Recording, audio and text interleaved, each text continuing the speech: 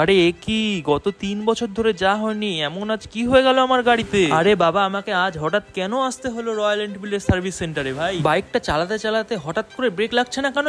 তো হ্যালো বন্ধুরা, আমি রাজদীপ, আমি থাকি ওয়েস্ট বেঙ্গলের একটা ছোট শহর, ভালোবাসার শহর রায়গঞ্জে। তো গত 3 বছর ধরে আমি আমার সামনের ব্রেক প্যাডটা চেঞ্জ করিনি, তো আমার ব্রেক কম লাগছিল, যার কারণে আজ আমি চলে এসেছি রয়্যাল এনফিল্ডের সার্ভিস সেন্টারে। আর যারা তোমরা জানতে চাও ব্রেক প্যাড চেঞ্জ করতে এস্টিমেট কত খরচ আছে, সঙ্গে থাকো ভিডিও লাস্ট পর্যন্ত, সবকিছু বলবো ডিটেলসে। তো এসে নিয়েই প্রথমে আমি করে নিলাম এখানে এন্ট্রি, আর আমার 15 নম্বর ব্লগে তোমাদের সবাইকে জানাই সুস্বাগতম। সামনে 22 পিছনে 32।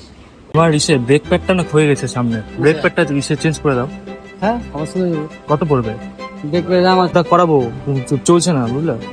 সাইডে দিকে আচ্ছা, ঠিক আছে, এন্ট্রি করে নেন, হ্যাঁ। ফোন নাম্বার দিয়ে এন্ট্রি করে নেন, আমি জব কার্ড করাই। আচ্ছা, কতক্ষণ সময় লাগবে আবার? হয় লাগবে না? আধা ঘন্টার মধ্যে হবে? হ্যাঁ হ্যাঁ 935603। তো এন্ট্রি কমপ্লিট করে নেওয়ার পর আমি এখানে তুলে নিলাম বাইকের কিছু ছবি, তারপরে ভেতরে গিয়ে কফি খেয়ে কিছুটা ওয়েট করতে শুরু করলাম, তারপরে শুরু হয়ে গেল আমার বাইকের কাজ। তো এখানে এই দাদা বললো, ভাগ্যিস তুমি এটা এখনই করে নিচ্ছ, নয়তো পরবর্তীতে তোমাকে ব্রেকের পুরো ব্লেডটা চেঞ্জ করতে হতো। ওই যে সেই পুরনো ব্লেডটা দেখতে পাচ্ছ একদম ক্ষয়ে গেছে, এখানে এটা হচ্ছে নতুন ব্রেক প্যাড। আর আমি করছিলাম বাইরে অপেক্ষা করতে করতে করতে করতে করতে করতে অবশেষে আমার কাজটা কমপ্লিট হয়ে যায়। আর এখন যা লাগছিল, ব্রেকটা একদম চাঙ্গা। আর রয়্যাল এনফিল্ড 100-350 সামনের ব্রেক প্যাডের প্রাইস ছিল 275, লেবার চার্জ ছিল 75। আর আমি এখানে বাইকটা চেক করে নিয়ে বেরিয়ে গেলাম বাড়ির পথে। দেখা হবে গাইস পরের ভিডিওতে, সবাই ভালো থেকো।